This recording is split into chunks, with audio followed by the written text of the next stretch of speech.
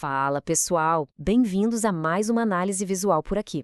Hoje a gente vai mergulhar fundo num texto que é honestamente um verdadeiro manual de sobrevivência mental e espiritual, A Sala de Guerra Moderna, Táticas de Resistência para 2026. O mais fascinante do material de base que estamos destrinchando hoje é a precisão cirúrgica dele. Porque, pensando bem, a tecnologia avança feito um foguete. A nossa vida social migrou quase que inteiramente para o ambiente digital, mas as raízes dos nossos desafios continuam iguaizinhos. Aquele vazio interno e os conflitos nos relacionamentos são batalhas universais inegáveis. A velocidade do mundo aumentou absurdamente, mas a natureza humana e as fragilidades dela continuam intactas. E é exatamente por isso que a gente precisa urgente de táticas novas e adaptadas para lidar com dilemas tão antigos no meio de tanta hiperconexão.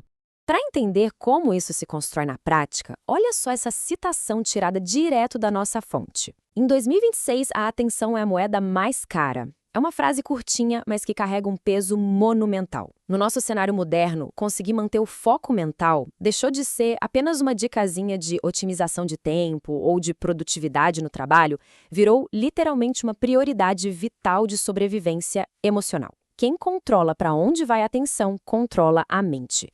E em um mundo que foi inteirinho desenhado por algoritmos para estilhaçar o foco a cada segundo, com aquele mar de notificações infinitas, conseguir se manter centrado é, de fato, a maior riqueza e a moeda de troca mais valiosa de todas. E é justamente essa escassez de atenção que traz a gente para a nossa primeira parte de hoje. Resistência na era digital, redefinindo o nosso campo de batalha. Para conseguir sobreviver nessa realidade cercada de telas por todos os lados, os conceitos espirituais mais tradicionais, aquelas práticas que as gerações passadas usavam com tanto sucesso para encontrar paz, precisam de um verdadeiro update. O campo de batalha mudou para o digital. E é aqui que entra a definição de quarto de guerra, ou o famoso War Room. O texto descreve isso como um ato forte de resistência mental e emocional, não apenas um conceito religioso. Originalmente, quando a gente falava de um quarto de guerra espiritual, a ideia era ter um quartinho isolado e silencioso no fundo de casa. Mas hoje, a reinvenção desse conceito é um ato vital de resistência contra o caos absoluto da vida digital. É a decisão consciente de criar fortalezas mentais ao longo do dia, não importa onde a gente esteja fisicamente.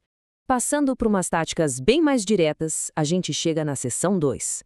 O modo guerra no celular, ou como transformar a própria fonte de distração a nosso favor.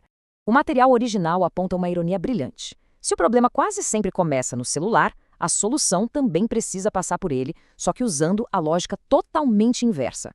De um lado, a gente tem o estado normal do aparelho, que reflete o estado normal da mente hoje em dia. Distração constante, comparação sem fim e aquela tentação de estar o tempo inteiro conectado. Em contrapartida, a ofensiva é o modo guerra. A grande estratégia aqui não é jogar o smartphone no lixo, mas sim configurar o aparelho ativamente para ser a primeira ferramenta de resistência mental. Isso significa entrar no sistema operacional e bloquear tudo nas horas de necessidade. Silenciar redes sociais, travar notificações e permitir só aplicativos que trazem foco, como apps de leitura, uma boa música instrumental ou simplesmente o silêncio. É moldar a tecnologia para cultivar a paz. Seguindo exatamente nessa linha de adaptação, chegamos na seção 3, a nuvem de oração, a intercessão no mundo digital. No passado, quando o coração apertava, a angústia era processada em diários pessoais trancados a 7 chaves. Hoje, o instinto imediato da sociedade é postar qualquer frustração publicamente na internet buscando aquela validação externa. A nuvem de oração propõe fazer o caminho reverso. O passo 1 da construção é super simples. Criar uma pasta de notas no celular protegida por senha ou até abrir aquele grupo de WhatsApp onde só tem uma pessoa, sabe? O passo 2 é usar esse espaço privado no dia a dia para escrever as aflições e os pedidos sem nenhum filtro público. E o passo 3, que é o fechamento de tudo, voltar lá meses depois para ler os registros e documentar as vitórias. É como carregar um santuário na palma da mão, transformando os mesmos aplicativos que costumam causar tanta ansiedade em registros particulares de crescimento pessoal. Todos esses conceitos acabam levando a gente para a seção 4, a guerrilha do cotidiano, os micromomentos de combate. A dura realidade é que ter uma hora livre no dia a dia ou ter um cômodo sobrando em casa só para sentar e refletir é um luxo muito raro.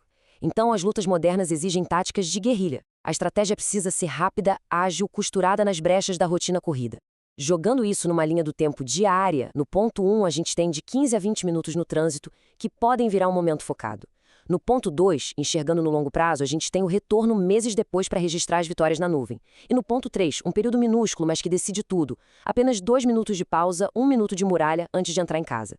A grande sacada não é adicionar mais horas ao dia, mas mudar radicalmente a qualidade daquele tempinho que antes era desperdiçado com estresse e ansiedade.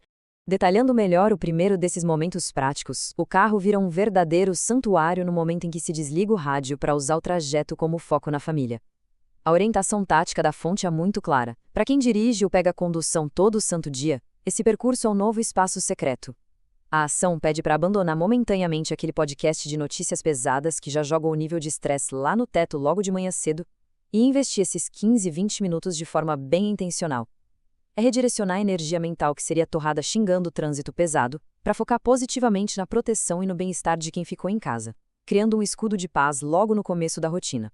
E aí a gente chega em um número crucial, exatos 2 minutos. De acordo com a nossa fonte de estudos, essa é uma janela de tempo absolutamente vital, mas que acaba sendo sistematicamente ignorada e subestimada no final do expediente. Estamos falando daqueles 2 minutos finais em que a pessoa ainda está no carro já na garagem, ou na breve subida do elevador, sabe? Segundos antes de encostar a chave na fechadura da porta. É um intervalo muito, mas muito pequeno. Só que o impacto de usar esse tempo de propósito na dinâmica do ambiente doméstico é gigantesco. Mas, afinal, por que só esses breves 2 minutinhos carregam tanto peso? A mecânica desse escudo se baseia em 3 pilares práticos. Primeiro, ele funciona como uma pausa oficial no fim do expediente, marcando um ponto final para as preocupações do trabalho. Segundo, é um momento específico para um pedido de blindagem emocional. E terceiro, que é sem dúvida o mais importante de todos, evita descarregar a raiva e o estresse no cônjuge ou nas crianças. Essa tática funciona como uma defesa diária. A ideia central é forçar um botão de reset mental na hora, para garantir que a tensão, o nervosismo e os problemas acumulados durante o caos do dia não atravessem a porta de casa, mantendo um ambiente familiar como o verdadeiro porto seguro que ele deve ser. Para fechar a nossa exploração do material de hoje, fica aqui uma provocação fortíssima inspirada nas reflexões do texto. Quais batalhas modernas exigem novas táticas de intercessão hoje? Todo o cenário de 2026 e além, desenhado por essas ideias, mostra com muita clareza que os conflitos humanos não sumiram no ar. Eles só ganharam novos formatos. A luta contra o excesso de informação, a comparação digital adoecedora e o esgotamento crônico só evolui a cada dia. A grande reflexão que fica com a gente é, sabendo que a falta de foco e o cansaço são quase uma regra nessa era tão barulhenta, quais são as próximas estratégias de defesa mental que precisam ser inventadas e adaptadas para enfrentar os conflitos únicos da nossa geração? O campo de batalha já está definido. Fica o convite enorme para a gente continuar inovando nas formas de proteger a mente e o espírito. Um abraço e até a próxima análise.